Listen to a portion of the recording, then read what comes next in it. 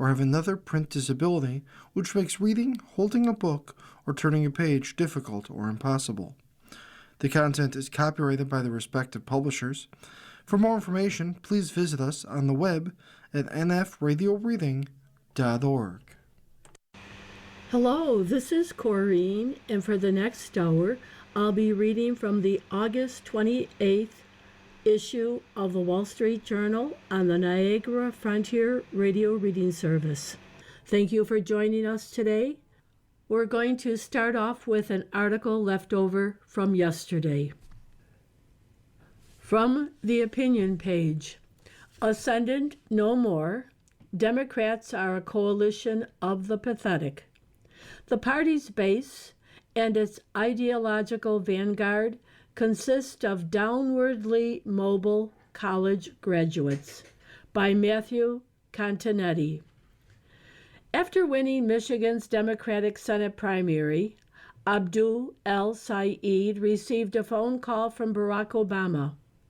The nominee was thrilled. He told NBC's Meet the Press that he hopes Mr. Obama will join him on the trail. His presence here in Michigan would mean so much to the coalition that helped elect him. Where that coalition stands today is an open question. At first, it seems as if the same groups that powered Mr. Obama's rise, young people, minorities, and white voters with college degrees, are behind Mr. El-Sayed's. But looks can be deceiving. The Wolverine state has changed since Mr. Obama's victories in 2008 and 2012, and the Democratic Party has too. What commentator Ronald Brownstein famously dubbed Mr. Obama's coalition of the ascendant is being torn apart by socialist, anti-Israel, and downwardly mobile voters who are nominating candidates like Mr. El-Sayed. Mr. Brownstein's theory was that because the demographic groups with which Mr. Obama was popular, millennials, minorities, and the college educated, were growing as a share of the population, Democrats would have an enduring advantage over Republicans. Mr. Obama's re-election proved it. Yet the coalition of the ascendant soon lost altitude. Population growth isn't proportional to voter turnout. In 2008, more than a third of the country was non-white, and non-white voters made up 24% of the electorate. By 2024, non-whites had risen to more than 40% of the population. The non-white share of the electorate ticked up only to 28%. The Hispanic share rose by only 2 points. Young voters, meanwhile, get old. Mr. Obama won 66% of 18 to 29-year-olds in 2008. In 2024, that same cohort, now 34 to 45, narrowed the partisan divide. Kamala Harris outpolled Donald Trump among 30 to 39-year-olds by only 6 points, and the 40-something vote was evenly split. Democrats assumed that Hispanics would become as reliably partisan as blacks and Jews. Instead, they are a crucial swing vote. In 2008, Mr. Obama won their votes by 36 points. But in 2024, Ms. Harris's margin was a mere 5. That Hispanics are trending away from Mr. Trump isn't evidence of demographic destiny. Swing voters swing. What has replaced the coalition of the ascendant is a coalition of the pathetic. Very online millennials and Zoomers with college and graduate degrees, few prospects, and far out beliefs. They take their cues from Senator Bernie Sanders, Senator Alexandria Ocasio-Cortez, New York Mayor Zoran Mandani, and the Democratic Socialist of America. They want to cut off aid to Israel, abolish private health insurance and immigration enforcement, nix the Electoral College and even the Senate, pack the Supreme Court, and grant statehood to Puerto Rico and the District of Columbia. Establishment Democrats want to harness its energy while encouraging it to become more moderate. Good luck. The problem facing Democratic leaders is that the rise of socialism worsens tensions within the remnant of the coalition of the ascendant. The class divisions over socialism and anti-Zionism are clear from Mr. Mandani's victory in last year's New York City Democratic primary and from Mr. El-Sayed's win in Michigan. Mr. Mandani fared poorly in working-class strongholds such as Staten Island and the Bronx, while winning far-left upscale areas in Brooklyn and immigrant neighborhoods in Queens. Mr. El-Sayed cleaned up in Washtenaw County, home of the University of Michigan, while losing majority black Detroit and working-class Macomb County. Grievance drives the new socialism, outrage that their educational credentials haven't delivered them wealth and status. According to Nate Silver, Americans with advanced degrees and incomes of $30,000 to $60,000 are the most Democratic voting bloc.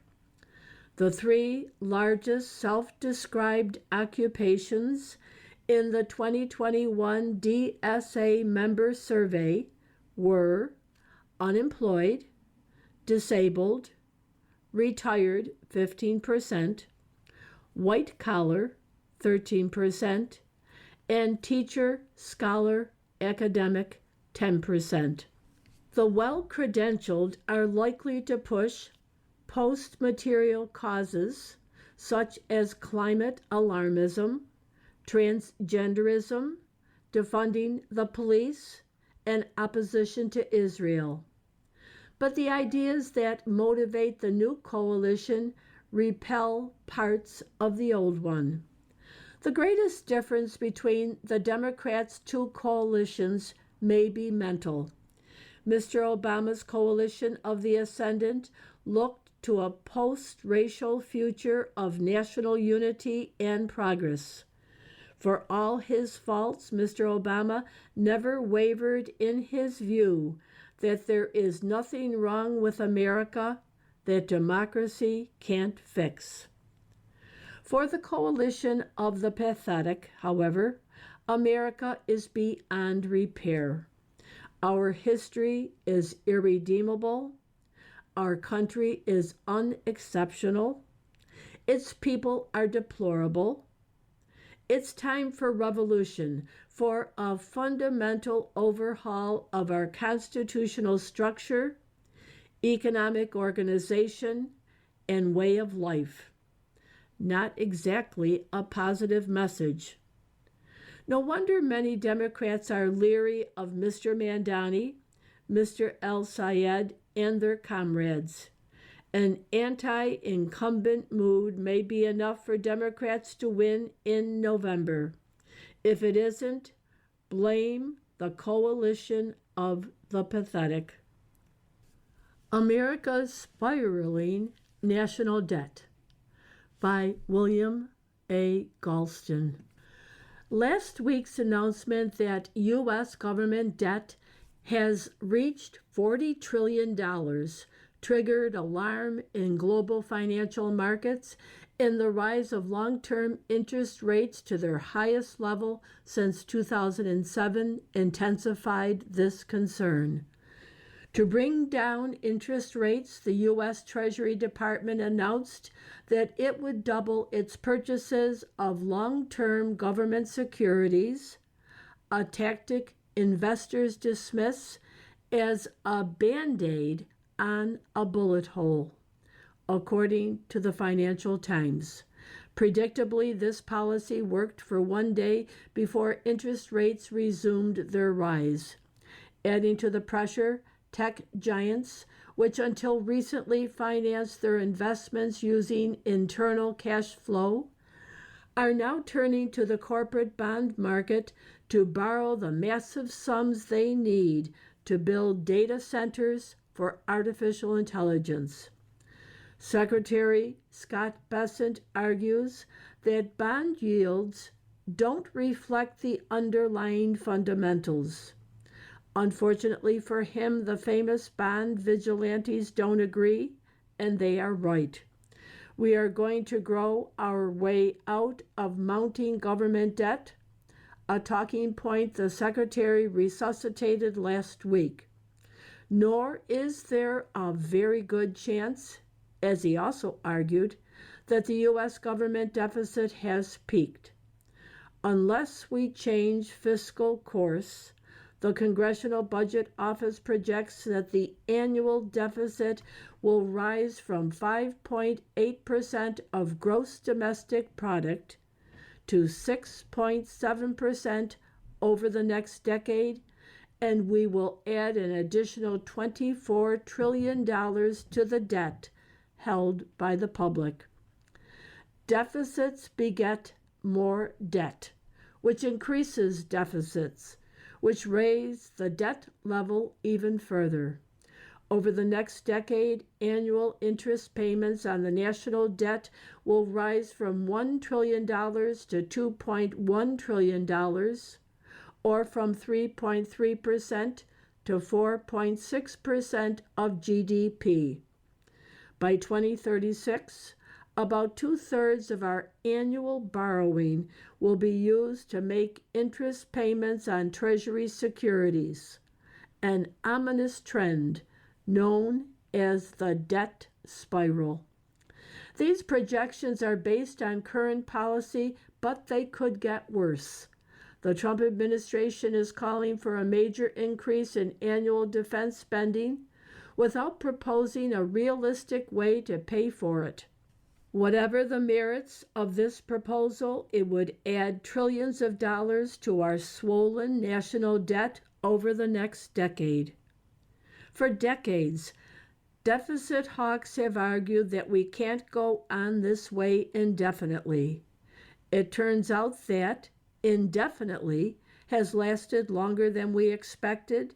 Another confirmation of Adam Smith's quip that there is a great deal of ruin in a nation. But the recent tremors in global markets suggest that we are dangerously close to the end of the extended grace period we have enjoyed. Republicans attribute budget deficits to excessive spending, while Democrats blame tax cuts.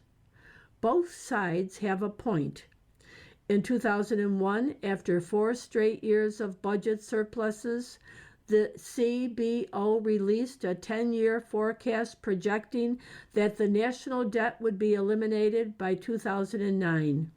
This didn't happen. Combined with slower than expected economic growth, the Bush tax cuts reduced income tax receipts from a projected $1.8 trillion in 2011 to $1.2 trillion. During the same period, outlays to pay for long wars in the Middle East and programs to soften the blow of the Great Recession increased discretionary spending in 2011 from a projected $900 billion to $1.3 trillion. Meanwhile, revenue for Social Security and Medicare fell short of projections by $300 billion, while outlays exceeded them by $200 billion. Developments such as 2011 mirror this pattern of lower revenue from tax cuts and unexpected economic disruptions coupled with higher spending for wars and safety net programs. If we are serious about repairing our unsustainable fiscal policy, the administration should propose, and Congress should enact, a surtax on individual and corporate taxes to pay for whatever increases in defense spending Congress and the administration agree upon. Ever rising deficits and debt will undermine our global standing as much as military weakness will. We must also stabilize the safety net. By the end of the next president's first term, Social Security will run out of cash reserves to pay full retirement benefits for tens of millions of retirees, leading to across-the-board cuts of more than 20% for current and future beneficiaries. For decades, administrations and lawmakers have avoided the difficult discussions needed to reach a solution. Now we have run out of time, and the required changes will be larger and more abrupt. Well in advance of the looming 2032 deadline, Congress and the administration should convene a bipartisan commission to produce balanced proposals for stabilizing the system. Finally, soaring medical costs are gobbling up family and government budgets. To prevent the health sector from becoming the black hole into which everything else disappears, we need to discuss structural changes in healthcare delivery and finance.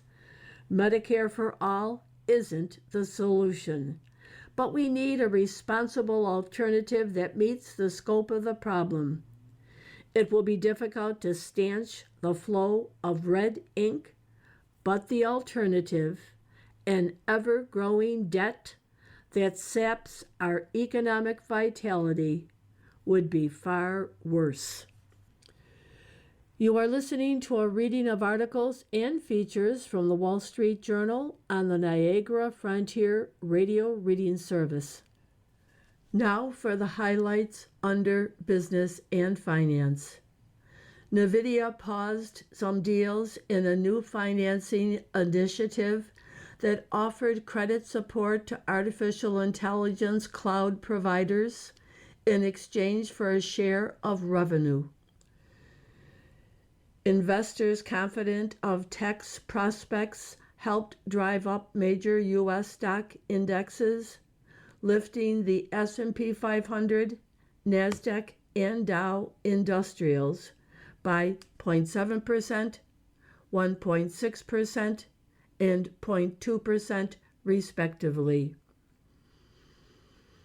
A federal judge ruled the Trump administration violated Anthropic's First Amendment rights by blacklisting the company as a supply chain risk.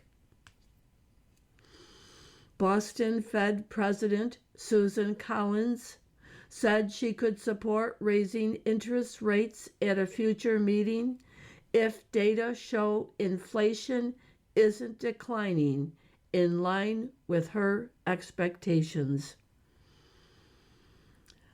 The Abu Dhabi Royal, sometimes referred to as the Spy Sheikh, is a major shareholder backing a new U.S. bank the Trump family's crypto venture is preparing to launch.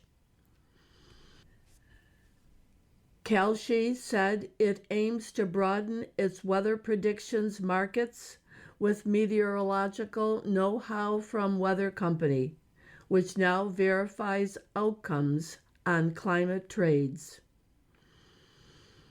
Barrett Zapf, the Thinking Machines Lab co-founder, who abruptly defected to OpenAI this year, will now join Alphabet's Google as a vice president of research. DeepSeek is set to secure new funding that would value the Chinese artificial intelligence startup at $74 billion, building its war chest as it aims for an IPO next year. Nokia and SanDisk plan to invest more than $31 billion in Japan to boost memory chip production. Best Buy raised its full-year outlook, prompted by higher second quarter sales, which grew across categories that include computing and home theater. Pernod Ricard said fading interest in alcohol in the U.S. would contribute to weigh on sales, offsetting growth in other markets. Now for the key articles under the Worldwide section. Some U.S. companies with close ties to Trump are taking steps to gain favor with Democrats, worried that they will become targets if Republicans lose control of the House. Federal aviation officials found that 2 air traffic controllers left work early before an Air Canada regional jet crashed into a fire truck at LaGuardia Airport in March. Investigators said the temporary relocation of Marine One's landing zone due to White House construction was a factor in a safety incident involving the helicopter carrying the president. Trump signed an executive order to change the name of Lake Ontario to Lake America in a further escalation of the U.S. trade dispute with Canada. The Trump administration is in advanced talks with Venezuela for the U.S. to take a direct stake in more than a dozen oil fields that house nearly 1/3 of the country's energy reserves. A federal judge issued a temporary restraining order that stops the government from implementing new rules upending mail-in voting procedures ahead of midterm elections. The Trump administration curtailed the ability of international students to complete internships before they graduate, which may hasten enrollment declines. The U.S. and Canadian governments and businesses in both countries are bracing for a prolonged trade row that could last until after the midterm elections. A Republican push to prosecute Dr. Anthony Fauci for contempt of Congress has stalled as the Trump administration questions whether the legal approach supports an indictment. Federal authorities are preparing charges against a U.S. service member suspected of placing poly-market bets on military operations that earned him more than $1 million. Died Ratko Mladic, 84, former Bosnian Serb general, convicted of genocide for his role in the 90s Yugoslav wars. The picture on today's front page shows many apartment and business buildings sitting in flooded, muddy water. And that headline, more than 1,450 missing in Himalayan floods. The caption, deluge. Houses lie covered in sludge in Devano in Nepal's Nuwatkat district on Thursday, a day after the area was hit by a giant wave likely triggered by a broken glacier. At least 390 people died, and dozens of U.S. tourists remain missing. The article More than 1,450 missing from floods. Hundreds dead. Fallen glacier suspected of sending torrents through Nepal, China. By Trippi Lahari, Krishna Pokharel, and Akash Hassan. More than 389 people have been found dead in Nepal, according to Nepalese police and disaster officials, while Chinese authorities have confirmed 3 deaths. More than 500 foreign tourists are among the 900 people missing in Nepal. These include around 65 Americans and 180 Indians, according to a Nepal official coordinating rescue efforts for travelers. About 550 people are missing in China, almost half of them foreign tourists, according to Chinese state news reports. According to the leading theory scientists are focused on, a vast quantity of rock and ice fell from around 16,000 feet, possibly from a glacier falling off, and plunged 4,000 feet into the valley below. The fall turned the ice into a monstrous wave of water that made its way to nearby rivers and washed ferociously through towns and villages in China and Nepal, depositing people as far as 150 miles away. Other articles from the front page follow. 2 controllers cut out early before deadly LaGuardia crash, by Andrew Tangel. Federal aviation officials have found that 2 air traffic controllers left work early before an Air Canada regional jet crashed into a fire truck at LaGuardia Airport in March. The Federal Aviation Administration is moving to fire the 2 controllers who officials determined had left about an hour before their shifts ended on March 22nd, people familiar with the matter said. As a result, 2 controllers remaining at the LaGuardia Tower didn't have backup to assist with high workloads. The busy New York City airport was handling more than twice the usual volume of traffic the night of the accident.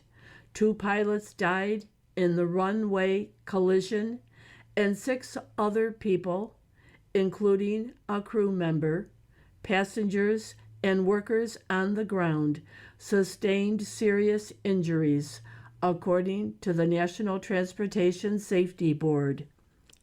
Leaving early is called an early shove, according to current and former controllers, and is a long-standing practice in the industry.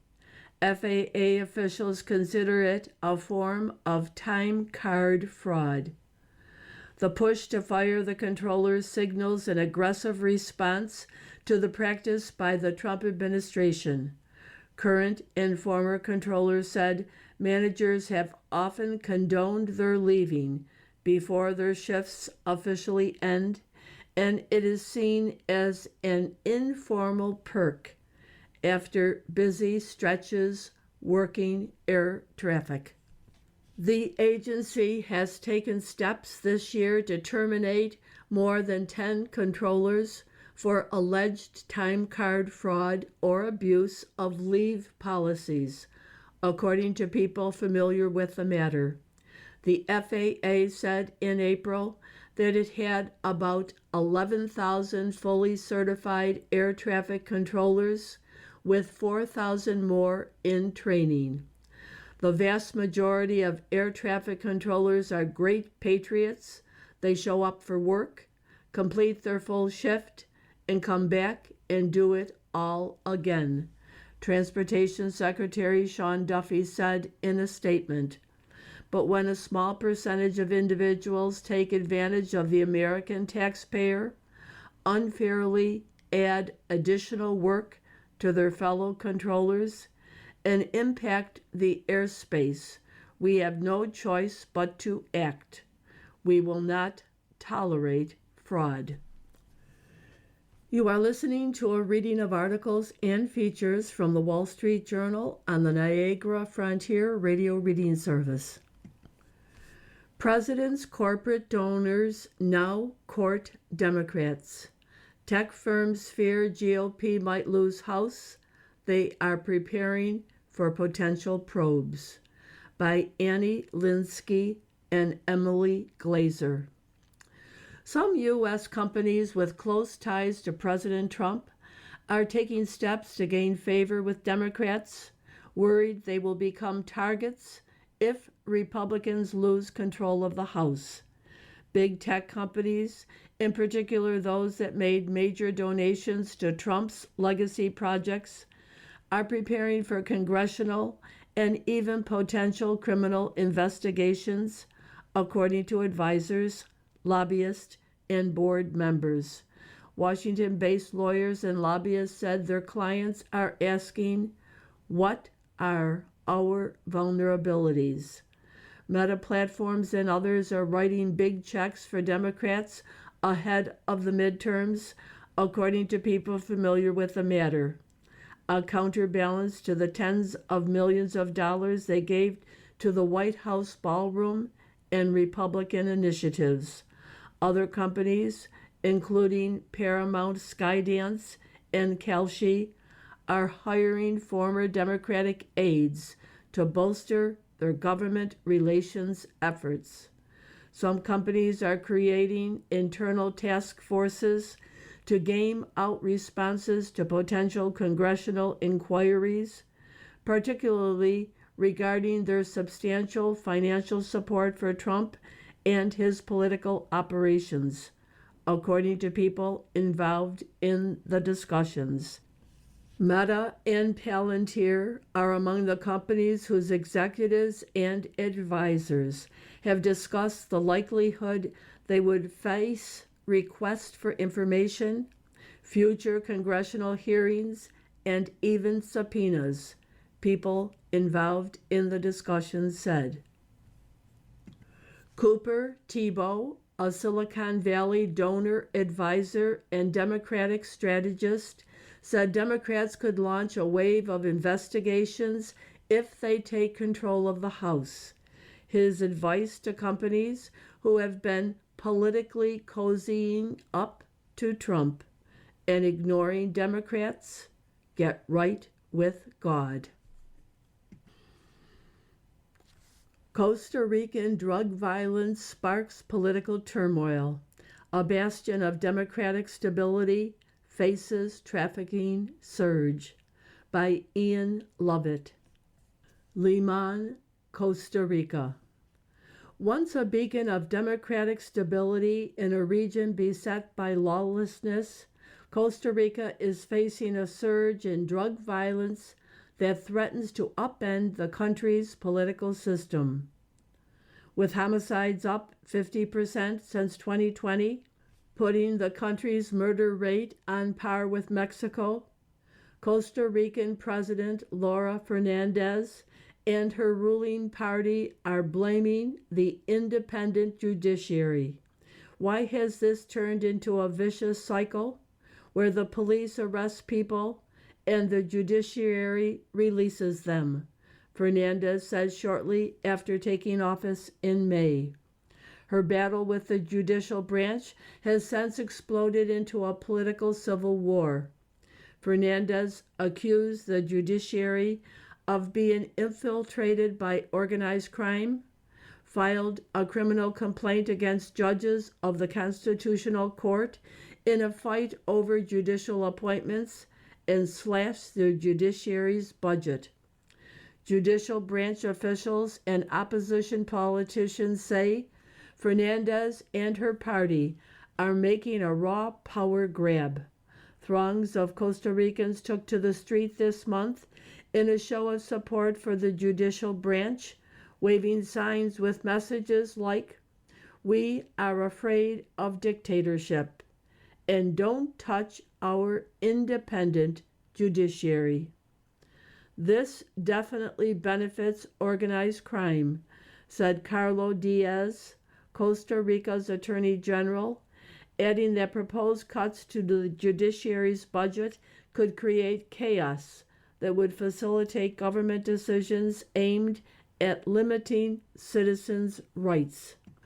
The fight over how to respond to the security crisis underscores a growing trend across Latin America. Political leaders are increasingly urging voters to give up democratic protections in exchange for promises to end the violence. Until the past few years, drug cartels had little effect on life in Costa Rica, which boasts one of the strongest economies in Latin America with a broad middle class. Tourists fill the arrivals lounge at the airport each day, then head to the pristine beaches or to catch glimpses of sloths in the rainforest. Its stable political system, with robust checks and balances, helps them turn the country into a high-tech manufacturing hub. Still, Costa Rica remained an inviting target for drug traffickers looking to move their product north from South America. NVIDIA fuels new AI hopes. NVIDIA's blowout second quarter results sent the chip maker's shares surging 8.7% on Thursday, their steepest one-day jump since April 2025, adding $442 billion to the company's market value. That rise trails only a $450 billion one-day gain by Microsoft in July, the largest such jump ever. The quarterly report quelled worries over chip demand. Abu Dhabi spy sheik is a major shareholder in Trump's new bank, by Rebecca Ballhaus, Sam Kessler, and Angus Berwick. The Abu Dhabi royal, sometimes referred to as the spy sheik, is a major shareholder backing a new U.S. bank the Trump family's cryptocurrency venture is preparing to launch, according to people familiar with the matter. Sheikh Tahnoon bin Zayed Al Nahyan and co-investors are behind an entity that owns the largest stake, 49%, in the holding company that World Liberty Financial created to house its banking venture, according to people familiar with the matter. The Sheikh last year backed a $500 million investment into World Liberty Financial in exchange for a 49% stake, the Wall Street Journal reported. The offer of the comptroller of the currency this month granted preliminary conditional approval for World Liberty Financial to launch a federally chartered national trust bank to issue, redeem, and safeguard USD1, the dollar-backed stablecoin World Liberty launched last year. The new venture marks an expansion of the business relationship between the Trump-backed crypto company and a foreign government official. Tahnoon serves as the United Arab Emirates National Security Advisor and is brother to the country's president. He oversees a more than $1.3 trillion empire funded by his personal fortune and state money. Stablecoins are pegged to the value of real assets held in reserve. USD1 now has a market value of $4 billion. World Liberty said the dollars backing USD1 are invested in U.S. Treasuries and other cash equivalents, generating an estimated $150 million a year in interest. Previously, World Liberty issued USD1 through BitGo, a trust bank that held the stablecoin's reserves and kept a portion of the interest. The more USD1 in circulation, the more revenue World Liberty can generate from its reserves. World Liberty said it plans for the trust bank to drive mainstream adoption of USD1 and to offer new services to clients, such as holding their crypto for a fee. Thriving, face-licking marmots are spreading terror on the trail. Cute but destructive rodents swipe shoes, snatch backpacks, and guzzle radiator fluid. By Jim Carlton.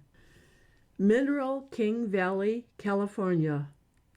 Andrew Reinhardt was so tired after hiking up a mountain pass last month, he laid down for a nap, only to wake to a wet tongue on his ear. A marmot stared back.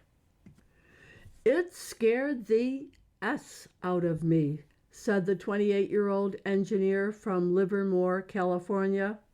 "You don't expect to get licked when you go to sleep in the woods."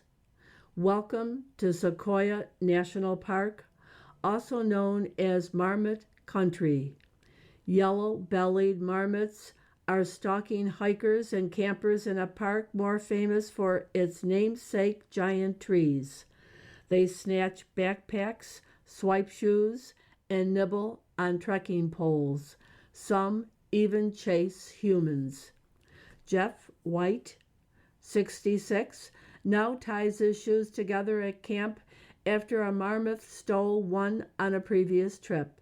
He looked around to find the missing shoe and noticed one of the plump rodents sneaking peeks at him from behind a log.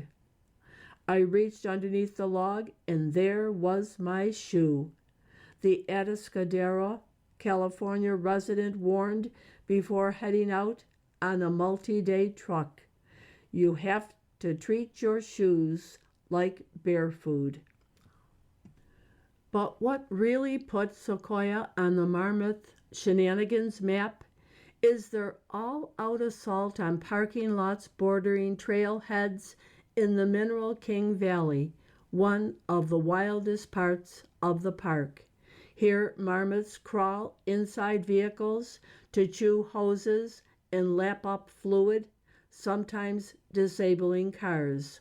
One unlucky hiker paid more than $1,000 for a tow down the narrow mountain road after a marmot attack. U.S. in talks for stake in Venezuela oil. By Colin Eaton. The Trump administration is in advanced talks with Venezuela for the U.S. to take a direct stake in more than a dozen oil fields that house nearly one-third of the country's massive energy reserves. If the countries reach a deal, it could pave the way for independent U.S. energy producers to become involved in oil production in the Latin American country, according to people familiar with the matter. Deals are still being worked out, and the deal could fall apart, these people said. Axios reported on the talks earlier Thursday. The deal would give the U.S. a foothold in at least 17 of Venezuela's most promising oil and gas fields, housing some 90 billion barrels of proven reserves, almost twice that of the U.S. Venezuela says it has 300 billion barrels of proven reserves, the largest in the world. Some of the details the U.S. and Venezuela are still working out include whether the U.S. would create joint ventures with private companies or whether the U.S. would hire companies to work the oil fields, according to one of the people. The U.S. deal would act to reassure American companies that are on the fence about gambling capital on the country's oil industry.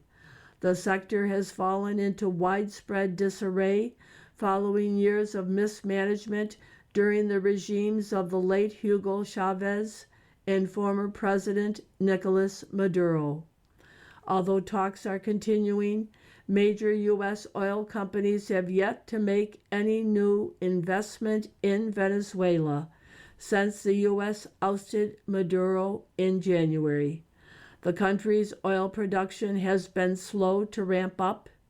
It is pumping about 1.1 million barrels a day, roughly in line with last year's figures. A deal would also shore up energy security in the Western Hemisphere when the Iran war has locked a big portion of the world's oil and gas behind the Strait of Hormuz waterway. You are listening to a reading of articles and features from the Wall Street Journal on the Niagara Frontier Radio Reading Service. From the editorial page, would Putin really tangle with NATO? He may calculate that Trump wouldn't help Europe in a crisis. CIA Director John Radcliffe landed in Moscow on a C-17 this week, and administration officials have been leaking the reason to warn Vladimir Putin not to attack countries in the North Atlantic Treaty Organization. Would Mr. Putin really risk a shooting war with the Western Alliance? Reason would suggest not, especially after how poorly his military has performed in Ukraine. Russia would be no match for NATO in a conventional conflict. I've had good talks with him, Mr. Trump said on Thursday.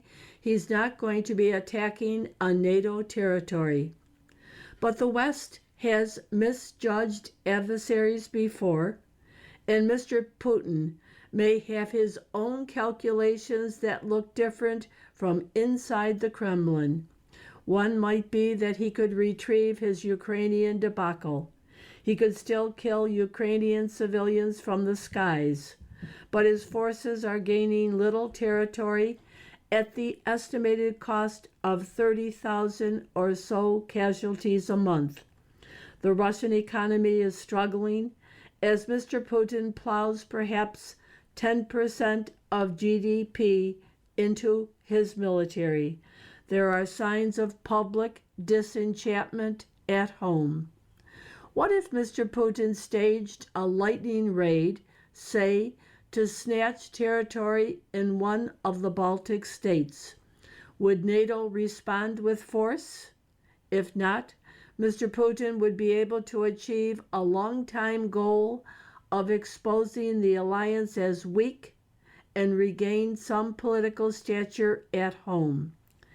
He has already been testing NATO with so-called gray zone warfare that probes for weakness but stops short of actual conflict. A July report from the International Institute for Strategic Studies says Russia has used shadow ships to launch drones across Europe, including in Germany, France, the UK, and Denmark. Cyber attacks are common, and undersea cables have been sabotaged.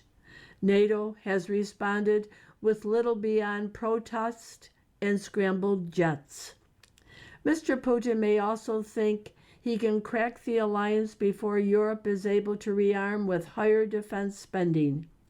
He might be willing to gamble that Mr. Putin would refuse to help Europe in a crisis. The U.S. has been threatening to withdraw U.S. troops from Europe and lecturing allies that the continent is largely their own problem. Mr. Trump boasts that Mr. Putin would never have invaded Ukraine on his watch, and he was right in the first term. But Mr. Putin may see Mr. Trump's courtship of the Russian and his reluctance to help Ukraine as signs of weakness. Mr. Putin could also be deploying threats to get Mr. Trump and NATO to jam Ukraine into a bad peace, though Kyiv is unlikely to go along. Mr. Trump's struggles in Iran may have put U.S. deterrence back in doubt. Mr. Putin is watching the United States ration munitions after mere weeks of battle with its third largest adversary. The midterm elections are coming, and Mr. Trump doesn't want the chaos a European crisis would bring. No one should underestimate that China, Russia, Iran, and North Korea may also be working together to expose Western vulnerability at the current moment. Mr. Radcliffe appears to have told Moscow to stop aiding Iran, which is welcome but won't happen. Chinese President Xi Jinping probably doesn't want a crisis on the eve of his September trip to Washington, but you never know. The U.S. clearly sees a Russian incursion as a serious enough possibility to send Mr. Radcliffe, and let's hope a strong message was delivered. But the last known CIA chief to visit, William Burns, in 2021, warned Mr. Putin not to invade Ukraine. The conventional wisdom then was that Mr. Putin would limit himself to a hybrid war. Instead, he gambled on an invasion to capture Kyiv. The question of the moment is whether Mr. Trump's ability to deter adversaries is as formidable as he suggests. If Mr. Putin is toying with provoking NATO, Mr. Trump could show resolve by loudly canceling troop withdrawals from Europe and signaling more support for Ukraine and NATO's front lines. If U.S. deterrence fails again against Russia, Mr. Trump won't have Joe Biden to blame, and his presidency will be at risk.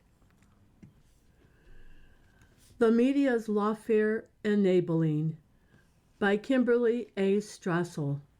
The Supreme Court last week allowed Donald Trump's ballroom construction to proceed, eliciting shock from the press corps. The court on Monday allowed the president's mail-in voting order to continue, eliciting the same shock. This follows the shock after Trump administration wins on immigration enforcement, personnel firings, DEI, and transgender orders, and dozens of other issues. How long is the public meant to treat the press's pearl clutching as genuine, rather than part of a campaign to undermine the administration and the credibility of the High Court? The state of legal reporting has reached peak national embarrassment, a master class in fiction that rivals the reporting about Russia collusion with Joe Biden's undiminished capacity. The media's contribution to lawfare began in the earliest days of the first Trump term and has become only more brazen. The swings and misses are there for all to see every day. Yet the formula is now so routine that nobody pushes back. It works like this. The administration takes an action that offends liberal sensibilities. Interest groups rush to litigate, sometimes with pre-packaged lawsuits. The press quotes liberal law professors and the litigators themselves as to why the suits are worthy. A liberal judge issues an injunction, which is treated as further proof of a lawsuit's merit. The stories omit any critical analysis of standing, jurisdiction, merits, or precedent. When a higher court corrects the legal overreach, the media, rather than acknowledge it got it wrong, insists the judges are in the tank for Mr. Trump. Consider the ballroom case. When the National Trust for Historic Preservation filed a lawsuit last December to halt the project, The press corps pushed the litigation as a slam dunk. The stories all led with a quote from the suit presenting as fact that no president is legally allowed to tear down portions of the White House without any review whatsoever. The pieces cataloged the laws the administration has supposedly violated and the claim that any building required the express authority of Congress. Critics hailed the early August ruling by the U.S. Court of Appeals for the District of Columbia Circuit to halt the project as evidence of the trust's legal firepower. Chief Justice John Roberts' order last Friday stating that injunction wasn't accompanied by an opinion and isn't a ruling on the merits, but any reporter with a half-sharp pencil might have reported the potentially fatal problems with this suit. These were nimbly outlined by Judge Naomi Rao, who dissented from the D.C. Circuit's injunction. She argues the trust has no standing to bring the suit. It wasn't chartered to look after the White House, and its one member who occasionally walks past the complex and expects to dislike the new structure can hardly claim a concrete injury. Judge Rao also makes a persuasive case on the merits, noting that the trust ultra vires claim that the administration is acting in obvious excess of its powers is essentially a Hail Mary pass, since at least one federal law authorizes the president to use funds for the care, maintenance, repair, alteration, and improvement of the executive residence. The courts will decide the merits, but it's ludicrous that the country's ace legal reporters never provided the public even an inkling of these legal defects. It's much more fun, as numerous stories about last week's order did, to suggest slyly that the Chief Justice is doing a personal favor for the president. This is the cynical game, jerry-rigged reporting to give life to lawfare and to set false expectations, the better to smear legal grown-ups. How unrelenting were we told Mr. Trump's 2017 travel ban would never stand, that there was no such thing as presidential immunity, that of course a president can't fire independent agency heads. That's the administration's firings and DEI rules and immigration actions all offended the law. How do we know this misreporting is intentional? Don't expect it to end, since the tactics continue to work for the left. The real scandal is the press's role. This has been a reading of the August 28th issue of the Wall Street Journal by Corrine. Thank you for listening. Have a wonderful weekend. Coming up next in the Niagara Frontier Radio Reading Service, we have the Buffalo Criterion. At 8 o'clock, we have the New York Times. And at 9 o'clock, we have Discover Magazine. Stay with us for these readings and more.